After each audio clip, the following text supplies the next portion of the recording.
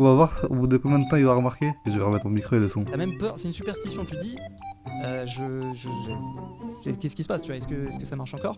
Et en plus j'étais très influencé à l'époque, c'était l'époque des daily vlogs, Logan Paul et tout, et en vrai moi ça m'avait de fou inspiré, juste la déterre du gars, et le gars, enfin en tout cas là, son éthique de travail, moi je sais que ça m'avait beaucoup inspiré, et ça m'a un peu gardé pendant pas mal d'années.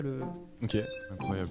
Et par rapport à Minecraft, il y a pas mal de préjugés, je dirais, de personnes qui pensent que c'est vraiment les gamins qui sont dessus. À quel point est-ce que tu le ressens dans ton audience que c'est vraiment un public plus jeune, ou est-ce que en fait c'est vraiment un préjugé et en fait il y a aussi pas mal de personnes plus âgées qui font du Minecraft? On va se mentir, il y a quand même beaucoup de jeunes qui regardent. Je pense que le public aussi grandit avec le jeu. Là aujourd'hui j'ai une communauté qui est un peu plus vieille quand même qu'il y a 3-4 ans.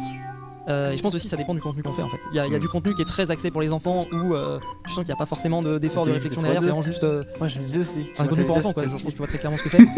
Je me suis dit, depuis t'as fini, t'es quoi ce bordel? Non? Il était à 3, je viens de le remettre. J'avais l'impression que Yumi il parlait normalement.